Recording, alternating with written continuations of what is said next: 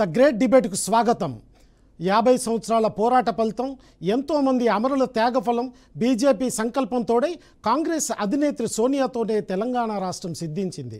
దగపడ్డ తెలంగాణను పునర్నిర్మాణం చేపట్టి ప్రగతి తెలంగాణగా మార్చేందుకు బీఆర్ఎస్ ప్రభుత్వం అనేక కష్టనష్టాలను ఓర్చుకుంది. ప్రగతి సాధ్యం కావాలంటే అప్పులు సైతం చేయాలని చెప్పింది. పునర్విభజన చట్టం ఆధారంగా కేంద్రం చేయూతనివ్వాల్సినంత ఇవ్వలేకపోయిందని బీఆర్ఎస్ గగ్గోలు పెట్టింది. 10 సంవత్సరాల కేసీఆర్ పాలనపై విసిగిన తెలంగాణ జనం కాంగ్రెస్ పట్టం కట్టారు. సోనియా గాంధీ రుణం తీర్చుకునేందుకు రాజీవ్ గాంధీ విగ్రహాన్ని నూతనంగా ఏర్పాటు చేసుకున్న సచివాలయం ఎదుట ప్రతిష్ఠిస్తామన్న రేవంత్ రెడ్డి మాటలను తిప్పికొడుతూ కేటీఆర్ 4 ఏళ్లలో మా పాలన వస్తుంది, రాగానే అదే స్థానంలో తెలంగాణ తల్లి విగ్రహాన్ని నిర్మిస్తామని చెప్పారు. దాంతో రాష్ట్రంలో అగ్ని రాజేసినట్లయింది.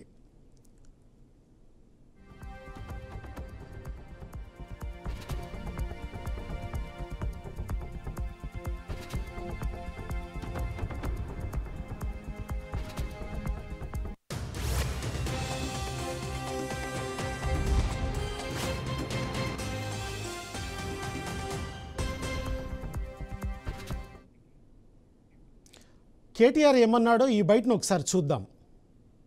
10 ఏళ్ళు చాలా సంస్కారవంతంగా వ్యవహారం చేసి రాజీవ్ ఆరోగ్యశ్రీ అనే పథకం ఉంటే దాని పేరు మార్చలేదు, అట్లే కొనసాగించాం. మా పేరు పెట్టుకోవచ్చు, ఇంకో పేరు పెట్టవచ్చు, కానీ మార్చలేదు.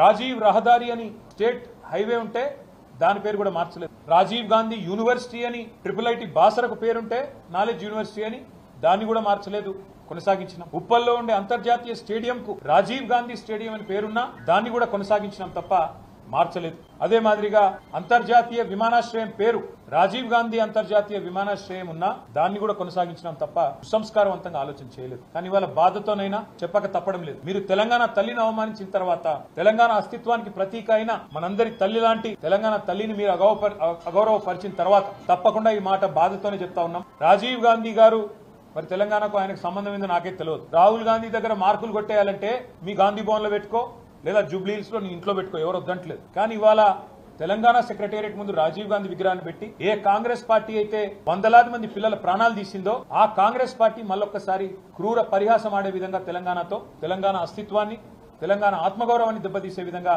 వ్యవహారం చేస్తా ఉన్నారు. మేము తప్పకుండా మాటిస్తా ఉన్నా మా తెలంగాణలోని అన్నదమ్ములకి, ఆడబిడ్డలకి, మన పోరాటమే అస్తిత్వ పోరాటం, ఆత్మగౌరవ పోరాటం. తప్పకుండా మనం మళ్ళీ తిరిగి వస్తాం. అది కాంగ్రెస్ వాళ్ళకు తెలుసు, మీకు తెలుసు, మాకు తెలుసు. 4 ఏళ్లలో మళ్ళీ కేసీఆర్ గారి నాయకత్వంలో తిరిగి తెలంగాణలో ప్రభుత్వం కూడా మనది ఏర్పడుతుంది. ఏర్పడ్డ తర్వాత వెంటనే తప్పకుండా రాజీవ్ గాంధీ గారి విగ్రహాన్ని అక్కడి నుంచి సకల మర్యాదలతో తొలగిస్తాం. అక్కడి నుంచి వారు కాంగ్రెస్ వారు ఎక్కడికి కోరుకుంటే అక్కడికి తరలిస్తాం. అక్కడ మాత్రం ఖచ్చితంగా తెలంగాణ తల్లి విగ్రహాన్ని పెడతాం. ఇవాళ కాంగ్రెస్ చేసిన ఈ దుందుడుకు, దుర్మార్గ, కుసంస్కార పనికి నిరసనగా తప్పకుండా రేపటి రోజున అంతర్జాతీయ విమానాశ్రయం పేరు కూడా మారుస్తాం. ఒక తెలంగాణ ప్రముఖుడి పేరే పెడతాం. ఎందుకంటే ఇవాళ భారతదేశంలో ఏ నగరానికి పోయినా అక్కడి వాళ్ళ ప్రముఖుల పేర్లు ఉంటాయి. మీరు బొంబాయికి పోతే ఛత్రపతి శివాజీ, అదే విధంగా బెంగళూరుకి పోతే కెంపెగౌడ పేరు, ఎక్కడ పోతే అక్కడి ప్రముఖుల పేర్లు ఉంటాయి. కేవలం హైదరాబాద్ లో మాత్రమే ఇవాళ రాజీవ్ గాంధీ గారి పేరు. ఇన్ని రోజులు సంస్కారవంతంగా భరించినాం, ఇక భరించే ఓపిక లేదు. ఈ కాంగ్రెస్ చేస్తున్న చిల్లర ప్రయత్నాలు, చిల్లర పనులు ఏవైతే ఉన్నాయో దీనికి ధీటుగా 4 ఏళ్ల తర్వాత సమాధానం చెప్తాము. ఇప్పుడు కూడా తెలంగాణ ప్రజల తరపున, తెలంగాణలోని అసువులు బాసిన అమరుల తరపున నేను కాంగ్రెస్ ప్రభుత్వాన్ని డిమాండ్ చేస్తా ఉన్నాను. మనతో డిబేట్లో పాల్గొనేందుకు సీనియర్ జర్నలిస్ట్ జయసారథి గారు ఉన్నారు. అలాగే కాంగ్రెస్కు మన బీఆర్ఎస్కు సంబంధించినటువంటి రావుల శ్రీనివాసరెడ్డి గారు మనతో లైవ్లో ఉన్నారు. జయసారథి గారు, మొట్టమొదట అసలు సచివాలయంగా తెలంగాణ సచివాలయం ముందు రాజీవ్ గాంధీ విగ్రహం పెట్టకూడదన్నటువంటి అంశాన్ని మీరు ఏ విధంగా చూస్తారు? అసలు అంటే వాస్తవం ఏంటంటే కాంగ్రెస్ పార్టీ అనవసరంగా ఒక సెంటిమెంట్ అంశాన్ని గెలికేటువంటి ప్రయత్నం చేస్తున్నారు. అంటే బీఆర్ఎస్ పార్టీ, ప్రతిపక్ష పార్టీలు ఎప్పుడైనా కూడా రాజకీయంగా వాడుకోవడానికి చూస్తే అందున బీఆర్ఎస్ పార్టీ తెలంగాణ సెంటిమెంట్ ను కదిలిస్తే తమకు ఉపయోగం ఉంటుందని భావిస్తుంది. అయితే మొదటి నుంచి కూడా తెలంగాణ తల్లి విగ్రహాన్ని అక్కడ పెట్టాలనేటువంటిది ఉంది. ఆ పాత ప్రభుత్వం సెక్రటేరియట్ నిర్మాణంలో భాగం కూడా అక్కడ ఏర్పాటు చేస్తామని చెప్పింది. గతంలో కూడా తెలుగు పక్కనే ఉన్నటువంటి ఫ్లైఓవర్ ఉంది, తెలుగు తల్లి ఫ్లైఓవర్ అనే పేరు దాని. ఎందుకంటే దాని కిందనే అక్కడే తెలుగు తల్లి విగ్రహాన్ని కూడా ఏర్పాటు చేశారు. సెక్రటేరియట్ ముందే ఉండేది అది. కాబట్టి ఆ స్థానంలోనే తెలంగాణ వచ్చి, అంటే ఉద్యమ సమయంలో కానీ తర్వాత కానీ తెలంగాణ తల్లి విగ్రహాన్ని ఏర్పాటు చేయాలనేటువంటి డిమాండ్ అక్కడ ఉంది. అంటే అలాంటి నేపథ్యంలో ఒక రాజీవ్ గాంధీ విగ్రహాన్ని ఏర్పాటు చేయాలంటే చేసుకోవచ్చు. అది ఇప్పటికే సోమాజిగూడలో ఉంది, చాలా చోట్ల ఉంది, అక్కడే పెట్టుకోవచ్చు. లేదా తెలంగాణ తల్లి విగ్రహం పెట్టిన తర్వాత మీరు ఇంకెక్కడైనా అక్కడ ఆ ప్రాంతంలోనే ఎక్కడైనా పెట్టుకుంటే పెట్టుకోవచ్చు. కానీ ఇప్పుడు అనవసరంగా సెక్రటేరియట్ ముందు మాత్రం అది నిజంగా కూడా ఏంటంటే సెక్రటేరియట్ ఒక ముందు అమరవీరుల స్తూపం ఉంది, అలాంటివి ప్రతిఫలించే విధంగా అటు మీకు వీలు కాకపోతే నచ్చకపోతే తెలంగాణ తల్లి విగ్రహం కాకపోతే జయశంకర్ గారి విగ్రహాన్ని పెట్టొచ్చు, లేకపోతే పక్కనే కొండ లక్ష్మణ్ బాపూజీ గారి విగ్రహం ఆ పక్క వైపున ఏర్పాటు చేశారు, దాన్ని ఏర్పాటు చేయొచ్చు, ఇట్లాంటివి ఏర్పాటు చేయొచ్చు. కానీ ఇక్కడ కాంగ్రెస్ పార్టీ అనవసరంగా సెంటిమెంట్ కు ఉపయోగపడేటువంటి అంశాలను తెర మీద తీసుకురావడం వల్ల అది కాంగ్రెస్ పార్టీకి అడ్వాంటేజ్ కాదు, బీఆర్ఎస్ పార్టీ అడ్వాంటేజ్ తీసుకోవాలని చూస్తుంది. నిజంగా కూడా తెలంగాణలో చాలా ప్రాజెక్టులకు రాజీవ్ గాంధీ పేరు ఉన్నట్టు మాట వాస్తవమే. యాక్చువల్ గా ఇది ఇంటర్నేషనల్ ఎయిర్పోర్ట్ యాక్చువల్ అది ఎన్టీఆర్ గారి పేరు మీద ప్రారంభించారు చంద్రబాబు గారు ముఖ్యమంత్రిగా ఉన్నప్పుడు. కాంగ్రెస్ పార్టీ వైఎస్ రాజశేఖర రెడ్డి గారు అధికారంలోకి రాగానే దాని పేరు మార్చేసి రాజీవ్ గాంధీ అసెంబ్లీలో కూడా తీవ్ర చర్చ జరిగింది. తర్వాత దీన్ని ఎవరు కూడా పట్టించుకోలేదు. కానీ ఇప్పుడు ఉన్నటువంటి పరిస్థితుల్లో ఇప్పుడు ఇక్కడ రిలేటెడ్ కూడా కాదు, రాజీవ్ గాంధీ అనే వ్యక్తి ఆ సెక్రటరియట్ కానీ ఇక్కడికి కానీ రిలేటెడ్ కాదు.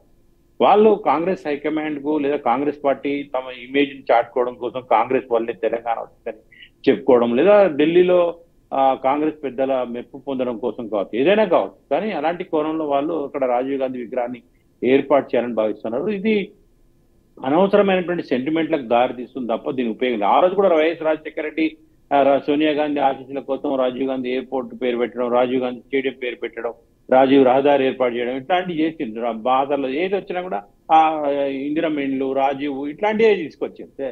అప్పుడు కూడా ఉమ్మడి రాష్ట్రంలో ఉన్నటువంటి ప్రముఖుల పేర్లకు ఏ రోజు కూడా గుర్తింపు వచ్చే విధంగా పథకాల పేర్లు కానీ పెట్టలే. రాజీవ్ ఆరోగ్యశ్రీ కావచ్చు, పథకం కావచ్చు, లేకపోతే ఇలాంటివన్నీ కూడా చేసింది. ఇప్పుడు కూడా అదే రకంగా జయసారథి గారు సోనియా గాంధీ కృషితోనే తెలంగాణ సాధ్యమైందన్నటువంటి విషయం మనందరికీ తెలిసిందే. సో అయితే కాంగ్రెస్ పెద్దలను కావచ్చు, సోనియా గాంధీని ప్రసన్నం చేసుకోవడానికి మరి రేవంత్ రెడ్డి ఈ రకంగా ఆలోచిస్తున్నాను కూడా అనుకోవచ్చు కదా. శ్రీనివాస్ గారు వాస్తవం మీరు ఏంటంటే హైకమాండ్ మెప్పు పొందడానికి మాత్రమే చేస్తుండనేటువంటిది మనం అనుకోవాల్సి ఉంటుంది. ఇక రెండో అంశం ఏంటంటే సోనియా గాంధీ వల్లే వచ్చిందంటే అది రెండు దాని భిన్నాభిప్రాయాలు. ఒకటి ఉద్యమం చేయకుంటే సోనియా గాంధీ ఇచ్చుంటే సోనియా గాంధీ వల్లనే వచ్చిందని చెప్పాల్సి ఉంటుంది. ఉద్యమం చేశారు, వాళ్ళు ప్రజాస్వామిక ప్రక్రియను ప్రారంభించారు. ఒత్తిడి తీసుకొచ్చిన తర్వాత ప్రజాస్వామిక ప్రక్రియకు సోనియా గాంధీకి ఇంట్రెస్ట్ ఉంది, కానీ కాంగ్రెస్ లో ఉన్నటువంటి ప్రెషర్స్ దాటి ఆమె ఇవ్వలేని పరిస్థితి వచ్చింది. ఎప్పుడు ఇవ్వగలిగింది? ఇక్కడ ఉద్యమం వచ్చిన తర్వాతనే వచ్చింది. కాబట్టి ఇలాంటి భిన్నాభిప్రాయాలున్నాయి దాని మీద. కాకపోతే ఏంటంటే కాంగ్రెస్ హయాంలో వచ్చింది, అందులో కాంగ్రెస్ లో సోనియా గాంధీ ఒక్కరే స్ట్రాంగ్ గా ఉండడం వల్ల ఈ సాధ్యమైంది అనేటువంటి అభిప్రాయం ఉంది. దాన్ని కాంగ్రెస్ పార్టీ కూడా చెప్తా ఉంది. మరి దానికి ఇంకొక రకంగా మీరు రుణం తీర్చుకోవచ్చు. మీరు కొత్త పథకం తీసుకొచ్చారు కదా, చాలా పథకాలు తీసుకొచ్చారు కదా, వాటి పేర్లు పెట్టుకోవచ్చు. కానీ ఇక్కడ తెలంగాణ సెంటిమెంట్ కు వర్సెస్ రాజీవ్ని తీసుకురావడం వల్ల ఏది ఎక్కువగా సక్సెస్ అయ్యే అవకాశం ఉంటుంది కూడా కాంగ్రెస్ పార్టీ ఆలోచించుకునే అవకాశం ఉంది. దానివల్ల ఎవరికి లాభం కలుగుతుంది, ఎవరి సెంటిమెంట్ ఎక్కువ ఉంటుంది? అసలే ఇక్కడ తెలంగాణ సెంటిమెంట్ ఎక్కువ. దాని పేరు మీద ఏకంగా ఉద్యమం వచ్చింది, దాని పేరు మీద ఒక పార్టీ ఏర్పాటై అధికారంలోకి వచ్చింది, 10 ఏళ్ళు దాని పేరు మీద పరిపాలించింది. కాబట్టి అలాంటి పరిస్థితుల్లో సున్నితమైన అంశాల జోలికి కాంగ్రెస్ పార్టీ వెళ్ళకపోవడం మంచిది. రాజీవ్ గాంధీని దాంట్లోకి తీసుకురావడం ద్వారా అనవసరంగా రాజీవ్ను వివాదాస్పదంగా చేయడం. ఇవాళ కొత్తగా ఏం చెప్పారు కేటీఆర్ గారు మాట్లాడుతూ, అంజయ్యను తెలంగాణ బిడ్డ అంజయ్యను అవమానించినటువంటి వ్యక్తి రాజీవ్ గాంధీ అని చెప్పడం అంటే అలాంటి కొత్త అంశాలను తీసుకొచ్చేసి కాంగ్రెస్ పార్టీని డిఫెన్స్ లో పడేయడానికి ప్రయత్నం చేస్తారు. కాబట్టి అక్కడ వీలైతే ముందు తెలంగాణ తల్లి విగ్రహం ఏర్పాటు చేసి ఆ పక్కనే ఇంకెక్కడైనా అదే పరిసర ప్రాంతాల్లో ఏర్పాటు చేసుకోవచ్చు. కాబట్టి స్పష్టంగా ఎవరు చూసినా సపోజ్ రాజీవ్ గాంధీ హయాంలో తెలంగాణ ఏర్పడినప్పుడైతే రాజీవ్ గాంధీ బొమ్మ పెట్టిన దానికి అర్థం ఉంటుంది. రాజీవ్ గాంధీ పీరియడ్ లో కాదు. రాజీవ్ గాంధీ గారు చనిపోయిన తర్వాత చాలా ఏళ్లకు రాజీవ్ గాంధీ గారు ఉన్నప్పుడు ఉద్యమం లేదు, రాజీవ్ గాంధీ గారు ప్రామిస్ చేసినటువంటి విషయం కాదు, రాజీవ్ గాంధీ గారు ఉన్నప్పుడు మేనిఫెస్టోలో పెట్టినటువంటి అంశం కాదు. కేవలం అక్కడ ఏంటంటే కాంగ్రెస్ పార్టీ తమ ఇమేజ్ చాటుకోవడం. ఇప్పటికే సోనియా గాంధీ గారి విగ్రహం అయితే పెట్టలేరు కదా వారు. కాబట్టి సోనియా గాంధీ దీన్ని వేరే రకంగా అర్థం చేసుకోవచ్చు.